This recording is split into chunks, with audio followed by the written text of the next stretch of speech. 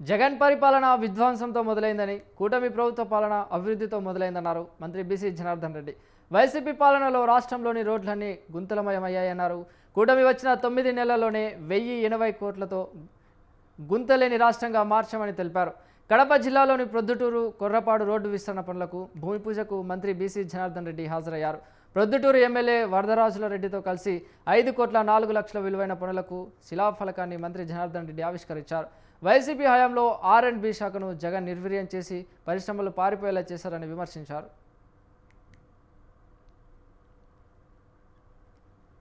నాయకులంతా చెప్తా ఉన్నారు అనేకమైన విషయాల మీద కూడా తెలుగుదేశం ప్రభుత్వం ఏం చేసింది, కూటమి ప్రభుత్వం ఏం చేసింది నేను ఛాలెంజ్ చేస్తా ఉన్నా ఈ వేదిక ద్వారా।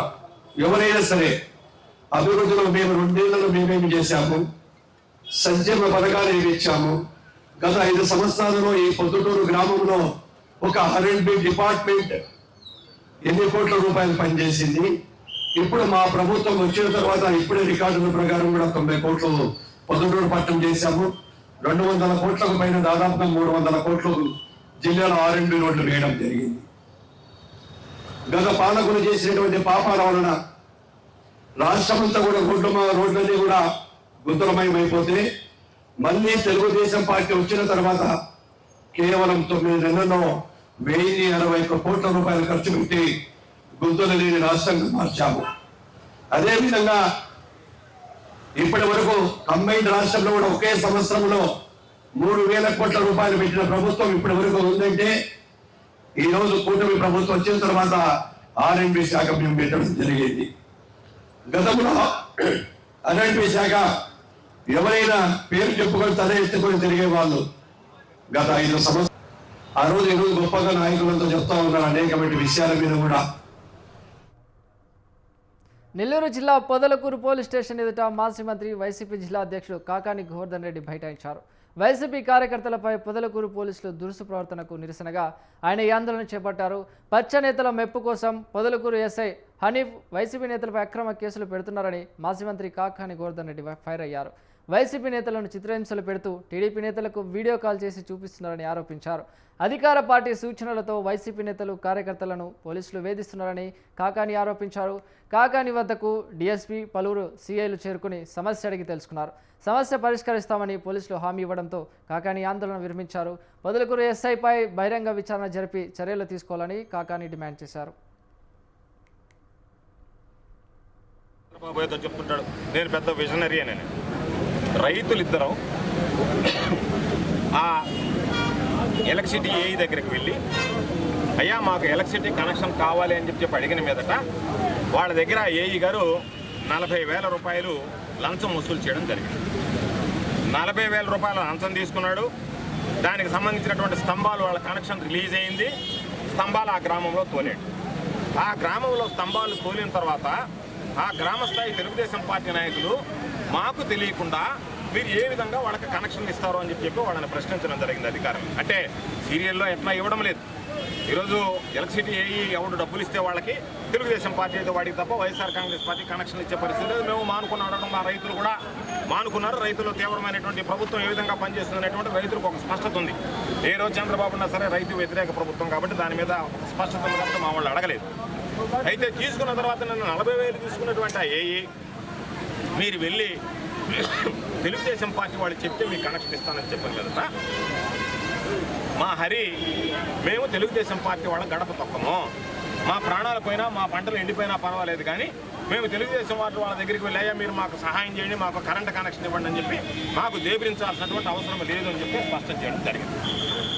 దాని మీదట ఆయన మీరు చెబితే తప్ప నేను ఇవ్వలేనన్న తర్వాత నా దగ్గర మీరు లంచంగా తీసుకున్నటువంటి 40,000 రూపాయలు ఇవ్వండి అని చెప్పి ఒక స్పష్టత ఇవ్వండి, మా 40,000 రూపాయల లంచం వెనక్కి ఇవ్వండి అని అడిగాడు।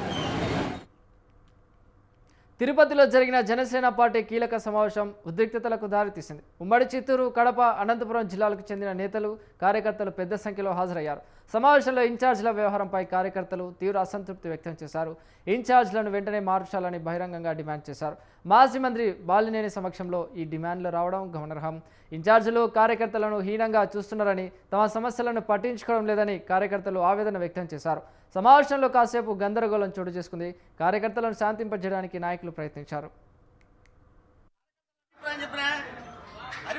తీసేయమన్నా, వరుణ్ తీసేయమన్నా, శంకర శ్రీనివాస్ తీసేయమన్నా వాళ్ళు పలకరు. కార్యకర్తలు విచక్షణారహితంగా పాపం వాళ్ళు ఎంత గోడాలు గోడతారు కార్యకర్తలు. అంటే ఎందుకు పలకట్లేదు సార్? ఎందుకు పలకడం లేదంటే వాళ్ళు సేఫ్ సైడ్ లో ఉండాలా. వాళ్ళు వ్యాపారవేత్తలు, బిజినెస్ ఉన్నాయి, బిజినెస్ ఉన్నాయి. ఏదైనా మాట్లాడితే వైసీపీ కానీ టీడీపీ కానీ ఎక్కడ దాడి చేస్తుంది భయము. కార్యకర్తల్ని నిస్మరిస్తున్నటువంటి ఏ పార్టీ కూడా మడుగడ సాగించదు. తీసి వరుణ్, హరిప్రసాద్ను, శంకర శ్రీనివాసను, ఈ రాయలసీమలో ఈ ముగ్గురిని తీసేయకపోతే పార్టీ భద్రమవుతుంది. నేను కడప నియోజకవర్గము. ఏ రోజు కూడా కార్యకర్తలను నీకేమన్నా అన్యాయం జరిగిందని వెళితే పట్టించుకునే దాఖలా లేవు. ఫోన్లు చేసినా కూడా లిఫ్ట్ చేయరు.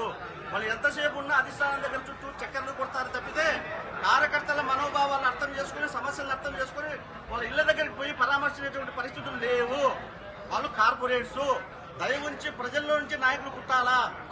కార్యకర్తల అభిప్రాయం చెప్పినా హరిప్రసాద్ను తీసేయమన్నా, వరుణ్ తీసేయమన్నా, శంకర శ్రీనివాస్ తీసేయమన్నా వాళ్ళు పలకరు. కార్యకర్తలు విచక్షణారహితంగా పాపం వాళ్ళు ఎంత గోడాలు గోడతారు కార్యకర్తలు. అంటే ఎందుకు పలకట్లేదు సార్? ఎందుకు పలకడం లేదంటే వాళ్ళు సేఫ్ సైడ్ లో ఉండాలా. వాళ్ళు వ్యాపారవేత్తలు, బిజినెస్ ఉన్నాయి, బిజినెస్ ఉన్నాయి. ఏదైనా మాట్లాడితే వైసీపీ కానీ. మునుగోడు నియోజకవర్గంలో విచిత్ర సంఘటన చోటు చేసుకుంది. చౌటుప్పల్లో పలు వివాహ శుభకార్యాలు ఉండడంతో ఎదురెదురుగా వచ్చారు మునుగోడు మాజీ ఎమ్మెల్యే కూసుకుంట్ల ప్రభాకర్ రెడ్డి, ఎమ్మెల్యే కోమటిరెడ్డి రాజగోపాల్ రెడ్డి. కల్లాలో భారీగా ఉన్న వడ్ల కుప్పలను కొనుగోలు చేయించాలని కోమటిరెడ్డి రాజగోపాల్ రెడ్డిని కూసుకుంట్ల ప్రభాకర్ రెడ్డి కోరారు. గతంలో కంటే సుమారు 6-7 రెట్ల ఎక్కువ పంట రావడం, ధాన్యం నిల్వైందని ఎమ్మెల్యే చెప్పారు. అధికారులతో హెచ్చరించామని, అదనపు లారీలు పెట్టి ధాన్యం కొనుగోలు చేస్తామని రాజగోపాల్ రెడ్డి తెలిపారు.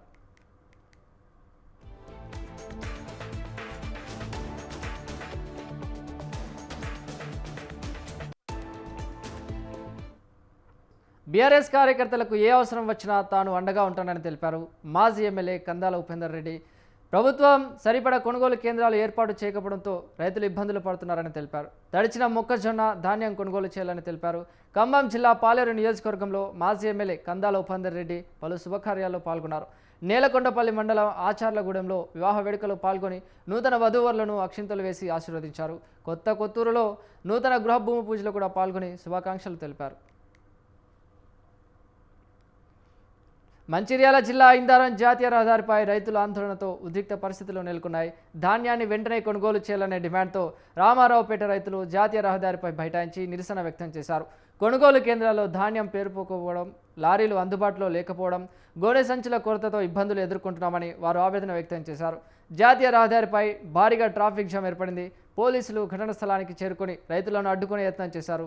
దీంతో కాసేపు ఉద్రిక్తత నెలకొంది. ఇందారం సర్పంచ్ ఫయాజ్ రైతులను దుర్భాషలాడారంటూ రైతులు తీవ్ర ఆగ్రహం వ్యక్తం చేశారు. దీంతో పరిస్థితి మరింత ఉద్రిక్తంగా మారింది. ఆందోళన మధ్యలో రైతులు మానవత్వం చాటుకున్నారు. ట్రాఫిక్లో చిక్కుకున్న కారులో పేషెంట్ ఉన్నట్లు తెలిసిన రైతులు రోడ్డును క్లియర్ చేసి ఆసుపత్రికి పంపించారు. క్వింటల్కి ఎన్ని 7 కిలోల నాల పోతాను ఒక్క క్వింటల్కు. ఒక 50 క్వింటాలు అయ్యేటోళ్ళు ఎంత నష్టపోవాలి రైతు? మేము ఎంత నష్టపోవాలి? ఇప్పుడు గంగావల మంత్రి వేరే, ఈ మంత్రి వేరేనా? అక్కడనే మొత్తం గంగావల 1 కిలోతో మొత్తం కొట్టాలి, మొత్తం లోటు పోతుంది. మరి ఈ చెన్నూరు తాలూకా అంతా దీనపడి ఉన్నదా? ఈ ఎమ్మెల్యే సాబు మాకేం సపోర్ట్ చేస్తుందా? ఏది ఈ మంత్రి ఏం సపోర్ట్ చేస్తుందా? అందరూ ఈ పోలీసు వారు మమ్మల్ని దొబ్బి పారేస్తాడు. కలెక్టర్కు ఫోన్ చేస్తే కలెక్టర్ రాదా? వీడికి ఎందుకు రావాలి? ఆయన రావాలి, దిగి వచ్చి మాకేదో సమాధానం చెప్పాలి. బయట అంచుడు మా ధాన్యం వీడికి 2 వాహనాలకు తడిచినాయి, కొట్టుకపోయినాయి. కప్పులు ఎత్తాను, కప్పులు ఎత్తే వాహనాలకు లేచిపోతాయి. కొన్ని అడుగులు 1 కిలో నష్టంతో భర్తకు మా అడ్డుకొని కావాలి. ఆ సార్ కలెక్టర్ దిగి వచ్చి మాకు కలెక్టర్ సార్ చెప్పంటే మేము. నిర్మల్ జిల్లా వానల్పాడ్ వద్ద భైంసా నిర్మల్ జాతీయ రహదారిపై బీఆర్ఎస్ నాయకులు రాస్తారోకో ధర్నా చేపట్టారు. గ్రామంలోని మొక్కజొన్నలు కొనుగోలు కేంద్రాన్ని సందర్శించారు. కాంగ్రెస్ ప్రభుత్వం రైతుల పట్ల నిర్లక్ష్యం వహిస్తుందని బీఆర్ఎస్ నాయకులు విలాస్ గాదేవర్ మండిపడ్డారు. ప్రభుత్వానికి పంటలపై అవగాహన లేదని దుయ్యబట్టారు. సమయానికి కొనుగోలు కేంద్రాలు ప్రారంభించలేదన్నారు. దీంతో రైతులు ఇబ్బంది పడుతున్నారని తెలిపారు. కాంటాలు చేయకపోవడం, లారీలు, సంచులు, హమాలీల కొరత కొనుగోలు ఆలస్యం అవుతున్నాయన్నారు. ప్రభుత్వం వెంటనే మక్కా కొనుగోలు వేగవంతం చేసి లారీల కొరత లేకుండా చూడాలని తెలిపారు. సమస్య పరిష్కారం కాకపోతే పెద్ద ఎత్తున ఆందోళన చేస్తామని ప్రభుత్వాన్ని గాదేవర్ హెచ్చరించారు. ఈ రేవంత్ రెడ్డి సర్కార్కి కనబడడం లేదు. వీళ్ళు సర్కార్ నడుపుతున్నారా, సర్కస్ నడుపుతున్నారా? రైతుల గురించి పట్టించుకోవడం అనేది ఒక 2 నెలల ముందో, నెల రోజుల ముందో ఏం జరుగుతున్నదని చెప్పింది ఆలోచన లేదు. గన్ని బ్యాగులు లేవు, కాటల దగ్గర తూకం వేసిన తర్వాత లేపడానికి హమాలులు లేరు, వర్షాలంతా కట్టడానికి తాడిపత్రులు ఎన్నో ప్రాబ్లంలు ఉన్నాయి. ఎన్నో ₹100 పెట్టి వాళ్ళు కిరాయికి తెచ్చుకొచ్చుకుంటున్నారు. లారీలు సప్లై లేదు. లారీలు తీసుకుపోయిన తర్వాత ఆ గోడౌన్లలో వెయిటింగ్ అని చెప్పేసి రైతుల దగ్గర కొంచెం డబ్బులు గుంజుకుంటున్నారు. వాడ లారీలు పోయిన తర్వాత 2 రోజులు లారీలు ఖాళీ అవ్వడం లేదు. మరి రైతు ఈ పరిస్థితులలో మక్క అవ్వడమే ఆలస్యము. వరి కోతకు వచ్చింది ఉన్నది. ఆ వరి కొనుగోలు ఎప్పుడు చేస్తారు, మక్క కొనుగోలు ఎప్పుడు చేస్తారు, రైతులు మళ్ళీ పంటలు ఎప్పుడు పెట్టాలా? చూడంగా ఇప్పుడు మెరుగు వస్తున్నది. స్పెషల్లీ మన ముదోల్ తాలూకాలో అధికార పార్టీకి చెందిన 3 ఎక్స్ ఎమ్మెల్యేలు, అందులో ఒక సెంట్రల్ మినిస్టర్ అని చెప్తారు, ఎక్స్ సెంట్రల్ మినిస్టరు. బీజేపీ పార్టీకి చెందిన ఇప్పుడు ప్రస్తుత ఇరు తాలూకా రైతుల పరిస్థితి తెలంగాణలోనే అతి ఘోరంగా ఉన్నది. పట్టించుకునే నాతుడే లేరు. జయశంకర్ భూపాలపల్లి జిల్లా చిట్యాల మండలంలోని ఆంజనేయ కాటన్ మిల్ యాజమాన్యంపై రైతులు మండిపడ్డారు. మక్కాలు లోడ్ తీసుకొస్తే తరుగు పేరుతో ఇబ్బంది పెడుతున్నారని వారు ఆరోపించారు. ట్రాక్టర్లు, లారీలు వచ్చి వారం రోజులు అవుతున్నా అన్లోడ్ చేయకుండా నిర్లక్ష్యంగా వ్యవహరిస్తున్నారని ఆగ్రహం వ్యక్తం చేశారు. మిల్లు వద్ద రైతులు, డ్రైవర్లకు కనీస సౌకర్యాలు కల్పించాలని వారు కోరారు. మక్కాల లోడ్లను వెంటనే దిగుమతి చేసుకోవాలంటూ రైతులు, డ్రైవర్లు మిల్లు ముందు ఆందోళన చేపట్టారు. దారుణంగా ఉంది. వారం రోజుల నుంచి వెళ్ళి అన్లోడ్ కాక నానా ఇబ్బందులు పడుతూ కనీసం టెంట్ వేసిన సౌకర్యం లేదు. వాళ్ళకు మంచినీళ్ళు కల్పించిన మంచినీళ్ళ సౌకర్యం కూడా కల్పించిన దాఖలు కాని రైతు మిల్లర్లు. కానీ రైతుల దగ్గర అక్కడ ₹15 తీసుకుంటా ఉన్నారు, ఇక్కడ ₹15 తీసుకుంటా ఉన్నారు. రైతులను కోత చేస్తూ ఉన్నారు. ఒక అన్లోడ్ చేయడానికి, లారీలు అన్లోడ్ చేయడానికి వారం రోజుల టైం పడితే ఈ రాష్ట్ర ప్రభుత్వ పరిస్థితి ఎలా ఉందో అర్థమవుతా ఉంది. అంటే ఈ రాష్ట్ర ప్రభుత్వం ఒక నిర్లక్ష్యం మూలంగానే ఇదంతా జరుగుతూ ఉంది. ఇక్కడ ఉన్నటువంటి జిల్లా ఉన్నతాధికారులు కూడా, ఎంఆర్ఓ కానీ, వ్యవసాయ అధికారులు కానీ తక్షణమే స్పందించాల్సిన అవసరం ఉంది. కానీ స్పందించకుండా నిర్లక్ష్యం చేస్తూ జిల్లా ఉన్నతాధికారులు కూడా నిర్లక్ష్యం చేస్తూ ఉంటారు. జిల్లా కలెక్టర్ గారు తక్షణమే స్పందించి వీళ్ళకు వెంటనే ఆదుకొని ఇక్కడ జనగణనలో ప్రతి ఒక్కరూ భాగస్వామ్యులు కావాలని సిరిసిల్ల జిల్లా collector, principal census officer Garima Agarwal పిలుపునిచ్చారు. సిరిసిల్లలోని అంబేద్కర్ కూడలి వద్ద మొదటి దశ జనగణన అవగాహన వాహనాన్ని జెండా ఊపి కలెక్టర్ ప్రారంభించారు. బతుకమ్మ ఘాట్ వరకు నిర్వహించే 2K వాక్లో గరిమా పాల్గొన్నారు. తెలంగాణ రాష్ట్రం ఏర్పడిన తర్వాత జరుగుతున్న మొదటి జనగణన ఇది అని, దీనిని తొలిసారిగా డిజిటల్ విధానంలో నిర్వహిస్తున్నట్లు తెలిపారు. స్వీయ గణన చేసేందుకు ఆదివారం చివరి గడువు అని తెలిపారు. సోమవారం నుండి జూన్ 9 వరకు ఎన్యుమరేటర్లు ఇంటింటికి వచ్చి వివరాలు సేకరిస్తారని తెలిపారు. జనగణన పేరుతో వచ్చే అనుమానిత వ్యక్తుల పట్ల జాగ్రత్తగా ఉండాలని కలెక్టర్ విజ్ఞప్తి చేశారు. ఇప్పుడు జరుగుతున్న సెన్సస్ చాలా ఇంపార్టెంట్. ఎందుకంటే మన తెలంగాణ ఫామ్ అయిన తర్వాత ఇది ఫస్ట్ సెన్సస్. తర్వాత డిజిటల్ రూపంలో చేస్తున్నా కూడా ఇది ఫస్ట్ సెన్సస్. ఈసారి మొదటిసారి కంప్లీట్గా ప్రాసెస్ ఒక యాప్ ద్వారా ఫోన్లోనే చేయడం జరుగుతుంది. ఫస్ట్ టైం సెన్సస్లో ఒక కొత్త ఇనిషియేటివ్ పెట్టడం జరిగింది. అంటే సెల్ఫ్ ఎన్యూమరేషన్. సెల్ఫ్ ఎన్యూమరేషన్ అంటే మీకు మీ ఇల్లు గురించి, మీ కుటుంబం గురించి క్లియర్గా తెలుసు కాబట్టి మీరే మీకు సెల్ఫ్ ఎన్యూమరేట్ చేయవచ్చు. సెల్ఫ్ ఎన్యూమరేట్ చేయాలి అంటే దీనికి వెబ్సైట్ se.census.gov.in సెల్ఫ్ ఎన్యూమరేషన్. ఆ వెబ్సైట్కి వెళ్ళి మీరు అందరం మీ ఫ్యామిలీకి సెల్ఫ్ ఎన్యూమరేట్ చేసుకోండి. దీనిలో 34 క్వశ్చన్స్ ఉన్నాయి. చాలా బేసిక్ ప్రశ్నలు. 5 minutes మీరు మొత్తం ప్రాసెస్ చేసుకోవచ్చు. ఫస్ట్ మీరు మీ మొబైల్ నెంబర్ వేయాలి. దీని తర్వాత ఓటీపీ వస్తుంది. ఆ ఓటీపీ వేసి మీరు బేసిక్ క్వశ్చన్స్ ఉంటాయి. మీ హౌస్ ఎక్కడ ఉంది, కచ్చా ఉంది, పక్కా ఉంది, అక్కడ వాటర్ ఎక్కడి నుంచి వస్తుంది, అక్కడ వాష్రూమ్ ఎలా ఫెసిలిటీ ఉంది, ఎంతమంది ఫ్యామిలీ మెంబర్ ఉన్నారు, హెడ్ ఆఫ్ ద ఫ్యామిలీ ఎవరు ఉన్నారు, అలాంటి అన్ని సింపుల్ ప్రశ్నలు మీరు ఎంటర్ చేసి కొడితే సహకార సంఘం ఉద్యోగుల హక్కుల కోసం ప్రభుత్వంతో చర్చించి సానుకూలంగా పరిష్కరిస్తామని జాతీయ కార్యదర్శి వెంకటాచలం అన్నారు. రైతులు సహకార సంఘం మధ్య ఉద్యోగుల ప్రాత కీలకమన్నారు ఆయన. Andhra Pradesh cooperative central bank employees association 14వ రాష్ట్ర మహాసభలు ఒంగోలులో ఘనంగా మొదలయ్యాయి. రాష్ట్రంలోని పరిస్థితులకు అనుగుణంగా ఉద్యోగులు కష్టపడి పనిచేసి ఫలితాలు సాధించాలని సభాధ్యక్షులు పిఎస్ రవి అన్నారు. శ్రీకాకుళం జిల్లా బ్యాంకు ఉద్యోగులు చేసిన కృషి వల్ల సంఘాలు లాభాలలో నడుస్తున్నాయని శ్రీకాకుళం జిల్లా చైర్పర్సన్ తెలిపారు. మహాసభల ప్రారంభంకి ముందు డప్పు విన్యాసం, భారతనాట్యం అతిథులను ఆకట్టుకున్నాయి.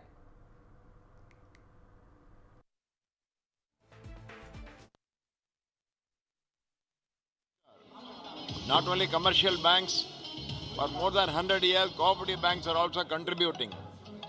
In the entire cooperative banking structure, the district cooperative banks are playing a very vital role because they are directly connected to the rural people, to the common people, to agriculture sector for development, etc.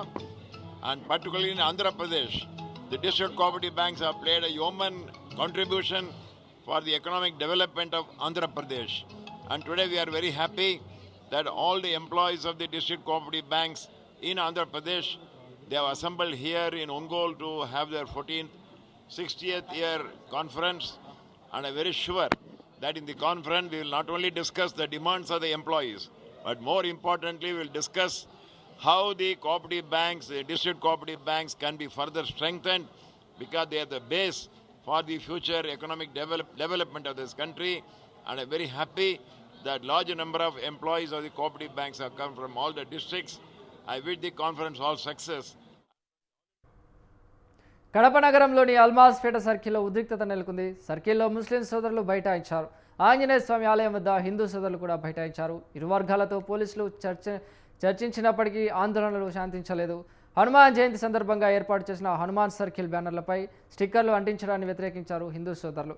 ఈ సందర్భంగా ఇరు వర్గాల వారు పోటాపోటీగా నినాదాలు చేశారు. దీంతో పోలీసులు భారీగా మోహరించారు. అయినప్పటికీ పరిస్థితి అదుపు తప్పింది. ఆందోళనకారులు ఒకరిపై ఒకరు రాళ్లు విరుచుకున్నారు. రాళ్ల దాడిలో తాలూకా సిఐ నరసింహరాజుకు గాయాలయ్యాయి.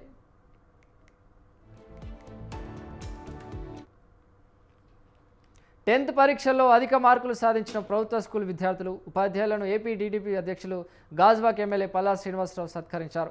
590కు పైగా మార్కులు సాధించిన విద్యార్థులకు ఎమ్మెల్యే చేతుల మీదుగా నగదు మొమెంటో అందజేశారు. విద్యార్థుల భవిష్యత్తు కోసం విద్యాశాఖ మంత్రి లోకేష్ అన్ని విధాలుగా ప్రత్యేక కార్యక్రమాలు సిద్ధం చేశారని పల్లా అన్నారు. గాజువాక నియోజకవర్గంలోని ప్రతి ప్రభుత్వ స్కూల్లోని మాస్టర్ ప్లాన్తో అన్ని సదుపాయాలు ఉండేలా ప్రణాళిక సిద్ధం చేశామన్నారు. చాలా గర్వకారణంగా ఉంది. ఈరోజు జిల్లాలో మొదటి ర్యాంకు మాకు రావడం, మా గాజువాక ప్రాంతానికి రావడం, అది ముఖ్యంగా ఈ నడుపుడు స్కూల్కి రావడం, 1, 2 కూడా నడుపుడు స్కూల్కి రావడం మాకు చాలా ఆనందంగా ఉంది. ఈరోజు 21 మంది పిల్లలకి ఇక్కడ మేము సన్మానం చేసాం. వీళ్ళందరూ కూడా 550 మార్కులకి దాటి వచ్చినటువంటి వారు. 500 ఇంకా చాలామంది ఉన్నారు. వీళ్ళని ప్రోత్సహించాలని ఒక ఆలోచనతో ఈరోజు మేము ఆఫీస్కి పిలిచి అందరినీ కూడా సన్మానం చేసి వాళ్ళకి క్యాష్ ప్రైజ్ కూడా అనౌన్స్ చేయడం జరిగింది. అలాగే చాలామంది కూడా వస్తున్నారు క్యాష్ ప్రైజ్ చేయడం. అందుకే నేను మీ ద్వారా సమాజానికి అందరికీ కోరేది, ఇలాంటి ప్రభుత్వ పాఠశాలలో ఉన్నతమైనటువంటి మార్కులు సాధించినటువంటి పిల్లలకి ప్రోత్సహించడం అందరి బాధ్యతగా తీసుకోండి అని చెప్పి తెలియజేస్తున్నాను. ఈరోజు గౌరవ మంత్రి గారు అయినటువంటి విద్యాశాఖ మంత్రి గారు నారా లోకేష్ గారు అద్భుతంగా ప్రభుత్వ స్కూల్ని నడిపిస్తున్నారు. ఈరోజు చాలా ఉన్నతమైనటువంటి ఫలితాలు వచ్చినాయి. అలాగే పేపర్లో కూడా ఇదివరకు ప్రైవేట్ స్కూల్స్లోనే ఫస్ట్ వచ్చిన అందరికీ పేపర్లో ఇస్తారు. కానీ ఈయన చొరవ తీసుకొని పర్చూరు మండలం వీరాన్నపాలెం వాసి తెలుగుదేశం పార్టీ సీనియర్ నాయకుడు మక్ఖాన్ శేఖర్ అనారోగ్యంతో మృతి చెందారు. ఆయన మృతితో గ్రామంలో విషాద ఛాయలు అలుముకున్నాయి. మక్ఖాన్ శేఖర్ మరణ వార్త తెలుసుకున్న పర్చూరు ఎమ్మెల్యే ఏలూరి సాంబశివరావు తీవ్ర దిగ్భ్రాంతి వ్యక్తం చేశారు. పార్టీ అభివృద్ధికి శేఖర్ చేసిన సేవలను మరువలేవని తెలిపారు.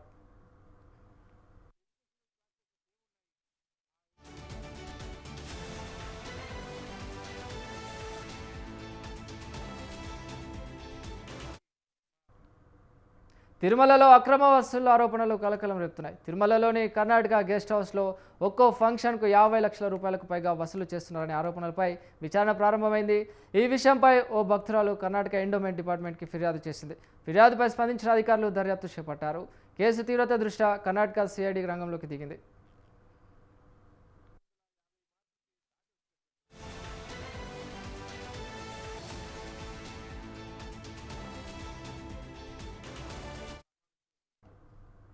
తిరుపతి తాతయ్య గుంట గంగమ్మ జాతర అంగరంగ వైభవంగా జరుగుతుంది. జాతర సందర్భంగా వైసీపీ మాజీ మంత్రి ఆర్కే రోజా గంగమ్మకు సారే సమర్పించారు. ఆర్కే రోజా తమ కుటుంబ సభ్యులతో పాటు కలిసి మేళతాళాలతో ఆలయం వద్దకు చేరుకుని సారేను ఆలయంలో అర్చకులకు అందజేశారు.